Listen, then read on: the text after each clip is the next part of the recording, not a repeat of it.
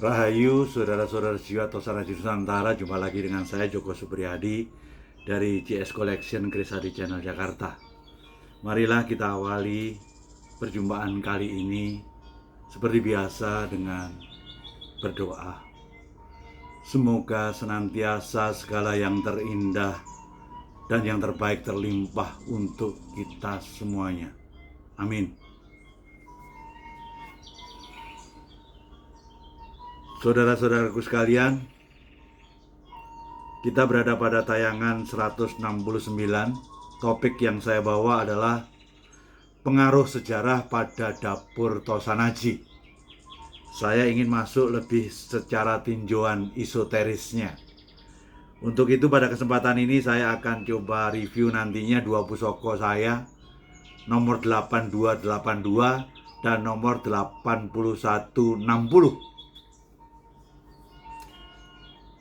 Ketika kita bicara tentang masalah sejarah, awal peradaban Nusantara itu mulai terbukukan dengan baik di awal Masehi, di mana kita tahu Sumatera mendapat pengaruh dari Asia Timur, sehingga Sumatera bercorak agama Buddha.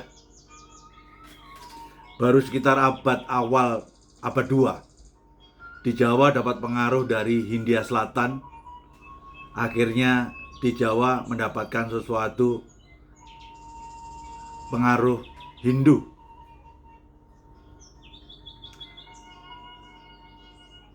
Ternyata ketika kita tangkap bahwa antara Buddha di Sumatera, Hindu di Jawa, sering terjadi sesuatu friksi yang kita tangkap seolah-olah agamanya.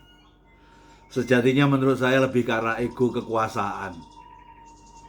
Terbukti pada abad ke-7 Segaluh diserang dari Sriwijaya. Abad 9 Mataram Hindu dengan wangsa Sanjayanya ditaklukkan oleh wangsa Sailendra yang bercorak lebih ke Buddha. Walaupun terakhir kembali lagi ke Hindu, wangsanya aja dirubah menjadi wangsa Isyana, di mana saat itu yang berkuasa Mpu Sendok.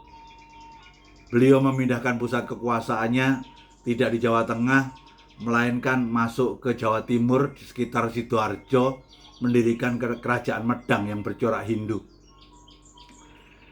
Bahkan raja terakhirnya adalah Dharmawangsa,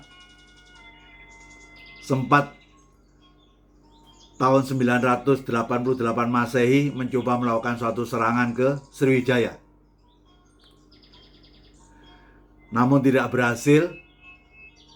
Alasannya sekali lagi nampak seperti agama padahal bukan, karena Dharmawangsa juga tahu Selat Malaka saat itu adalah perdagangannya sangat ramai dan dikuasai oleh Sriwijaya. Wajar secara ego kekuasaan ingin menaklukkan. Ternyata dia gagal. Bahkan sebaliknya, pada tahun 1016 dipukul baliklah Medang Raja Dharmawangsa oleh Sriwijaya yang bekerja sama dengan kerajaan Morawari, yang akhirnya tahun 1016 Dharmawangsa wafat. Dari cerita ini semua sebenarnya pelajaran tentang politik identitas itu tidak hanya nampak saat ini, tapi sudah ada sejak saat lalu. Cuman saat itu rivalitasnya lebih ke arah antara Hindu dengan Buddha. Sebenarnya politik identitas bagi saya adalah bukan masalah agama, karena setiap agama mengajarkan kebaikan. Semua itu hanya masalah ego kekuasaan. Semoga di sini kita mendapatkan suatu pelajaran yang arif untuk hari ini. Pesan saya senantiasa, mari kita tetap berada pada sebuah kebenaran. Syukur-syukur kita bisa menjadi bijaksana atau kebijaksanaan, karena bagi saya di atas kebenaran itu ada kebijaksanaan. Namun janganlah diri kita turun dari kebenaran itu menjadi pembenaran. Paling tidak kita tetap berada pada suatu titik kebenaran. Syukur-syukur menjadi lebih bijaksana dalam melihat tentang fenomena yang kali ini ada, sejatinya itu sesuatu cerita yang sudah kuno. Sekali lagi, itu bukan pertentangan agama. Semua agama mengajarkan kebaikan. Itu semua hanya ego kekuasaan saja. Semoga kita senantiasa menjadi bijaksana. Dari cerita antara Sumatera menyerbu Jawa, Jawa mencoba menyerbu Sumatera, terjadilah suatu perpindahan. Sehingga di Jawa pun itu tidak murni semua penganut Hindu. Sudah semakin banyak Buddha yang berkembang di Jawa. Akhirnya pada tahun 1019 menantu dari Dharmawangsa Erlangga turun dari persembunyiannya mendirikan kerajaan Kahuripan yang berpusat di Kota Lama, Medang, ya di daerah sekitar Sidoarjo. Erlangga berkuasa sejak tahun 1019 sampai dengan 1042. Namun patut dicatat, pada era akhir Erlangga, dia memindahkan pusat kekuasaan dari Kahuripan. Ibu kotanya sudah tidak lagi di daerah Sidoarjo, pindah ke Kediri. Namun saat itu Kediri namanya adalah Panjalu. Lah, karena kita bicara tentang Panjalu, ketepatan saya punya pusaka yang bertangguh Panjalu Kahuripan. Sekali lagi, ingat, tangguh. Pusaka ini ada sesuatu uniknya. Sebenarnya ini adalah pusaka personal saya dulunya, sehingga tidak ada di web. Namun karena keinginan seseorang teman kolektor saya ingin memiliki ini, akhirnya saya ikhlaskan. Namun tidak tahu, di tangan beliau 1 tahun, akhirnya dia harus balik ke saya lagi. Karena sudah sempat saya maharkan, ya sudah, akhirnya ini saya akan tulis dengan nomor 8282, nomor kerisnya. Kira-kira 2 hari lagi baru akan ada di web. Mari kita lihat keris Panjalu, tangguh Panjalu yang menurut saya itu seperti apa.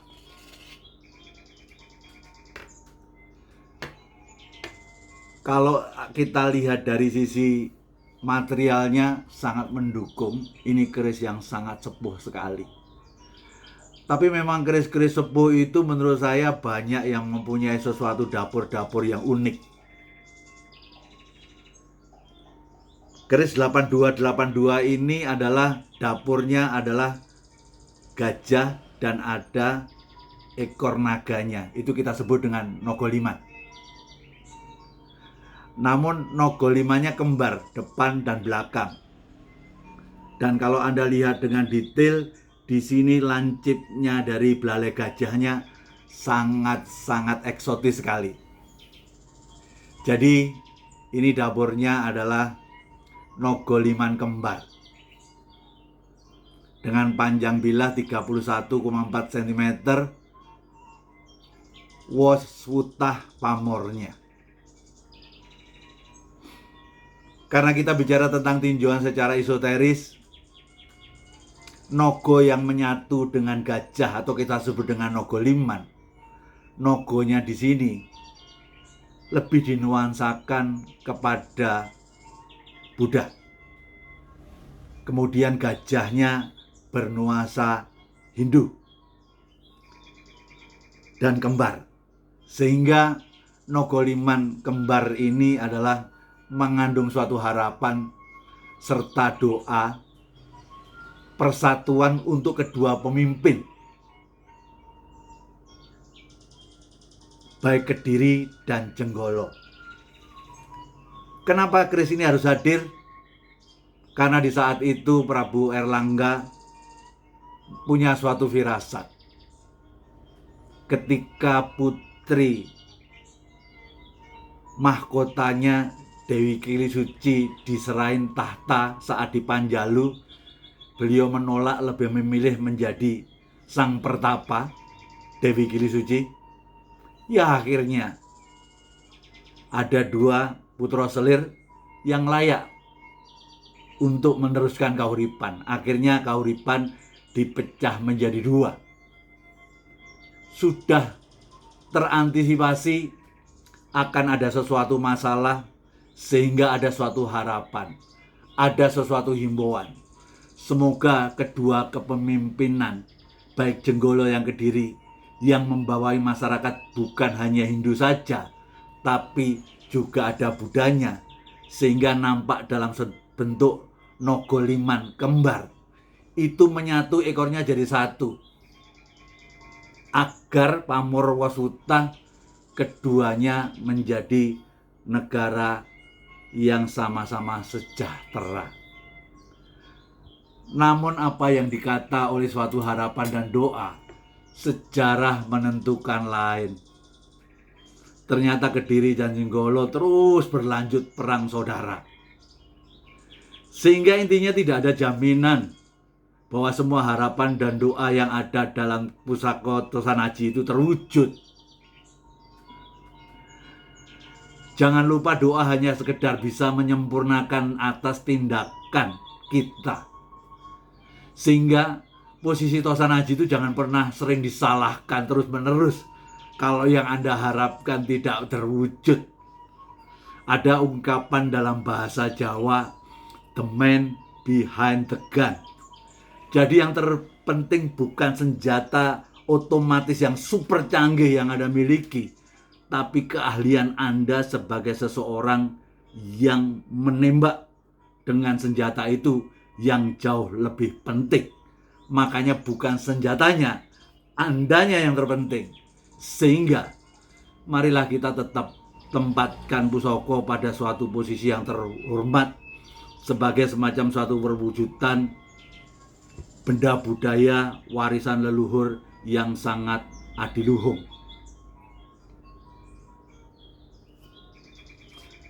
Lanjut kita review pada pusaka yang kedua adalah keris nomor 8160. Ternyata kerisnya ini adalah Nogo Manuk Beri Jamang Muruk. Ukurannya 36,3 cm, pamornya Waswutha. Dan tangguh saya adalah Kediri. Inilah Nogo, inilah manuk berinya. Akan nampak manuk beri ketika dimiringkan seperti ini. Di sini adalah paruhnya manuknya, ekornya ke sini. Jadi ini Nogo, ini manuk berinya berhadapan-hadapan. Dan ketika di atas, ini nampak seperti kayak dapur Jamang Muruk. Bagi saya tangguh keris ini juga keris Kediri. Namun di sini Nogo adalah pemimpin, manuk beri itu adalah merak atau burung punik. Rasanya secara filosofi sudah menjadikan suatu simbolisasi masyarakat di dunia bahwa burung merak itu adalah lambang kesejahteraan dan kemakmuran. Jadi ketika digabungkan antara Nogo simbolisasi suatu kepemimpinan atau kekuasaan dan manuk beri adalah kesejahteraan, sejatinya keris berdapur Nogo dan manuk beri ini adalah kerisnya cuma satu disatukan. Sejatinya kalau dikaitkan dengan dapur-dapur yang ada, satu keris ini merupakan gabungan antara keris Nogososro sama Sabu Inten. Nogososro bicara tentang masalah kekuasaan, Sabu Inten bicara kemakmuran. Dan itu kalau di sini terbabar dalam satu dapur, yaitu Nogo Manuk Beri. Nah, ketika kita lari ke atas, yaitu namanya ornamen Jamang Muruk. Bahkan akhirnya menjadi satu, sogokannya satu sampai pucuk ke atas Jamang Muruk. Jamang Muruk bukan damar murub. Jamang itu sejatinya waktu. Murub itu sejatinya menjadi sesuatu semangat untuk senantiasa langgeng dan abadi. Arti secara keseluruhannya daripada filosofi pusaka ini adalah semoga si Tuan pemegang pusaka ini senantiasa mendapatkan semacam sesuatu posisi yang terbaik, sekaligus bisa meningkatkan kemakmurannya, sekaligus bisa melanggengkan secara abadi kekuasaan dan kesejahteraan yang telah diraihnya.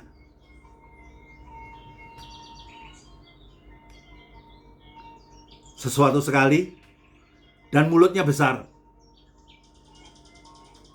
Saya punya intan 1,1 karat, sebesar itu baru bisa saya pakai untuk memasang mut-mutannya. Kali ini saya akui mut-mutan adalah pasangan saya. Kalau Anda tidak suka, ya dicopot saja. Namun intan atau berlian 1,1 karat itu besar sekali, saudara. Eman-eman. Terlepas daripada filosofi yang saya sampaikan tadi, dari keris saya yang sudah hampir 8.300, saya tidak pernah ketemu satupun keris yang seperti ini. Testimoni pribadi.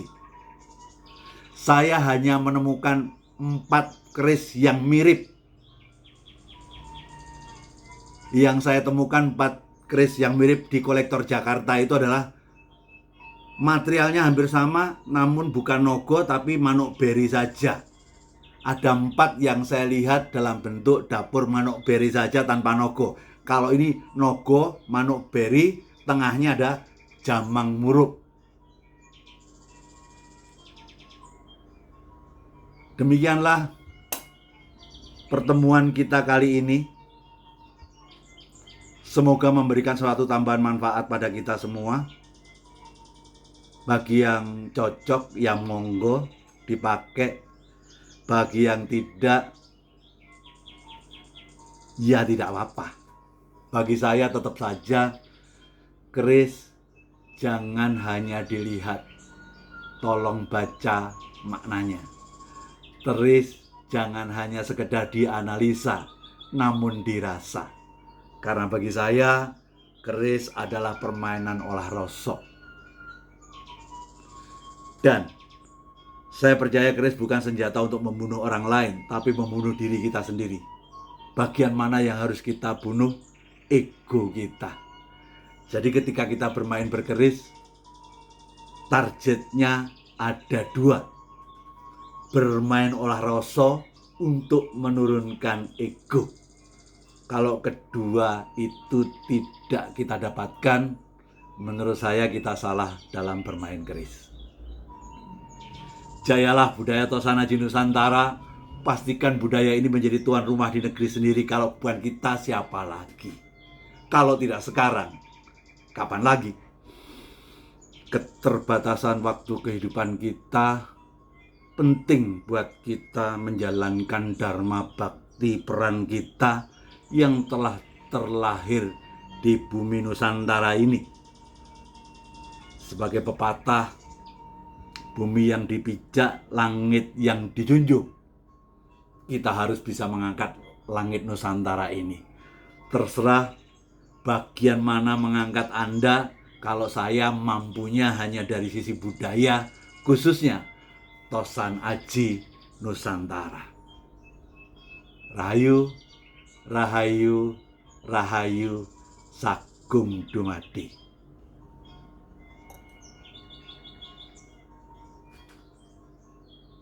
Nogo manuk beri jamang muruk, kekuasaan dan kesejahteraan senantiasa langgeng abadi.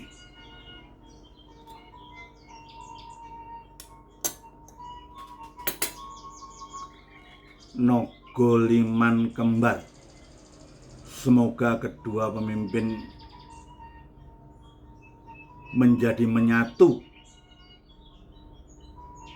untuk kerukunan umatnya demi mencapai wasputah pamornya kesejahteraan bersama. Nuwun.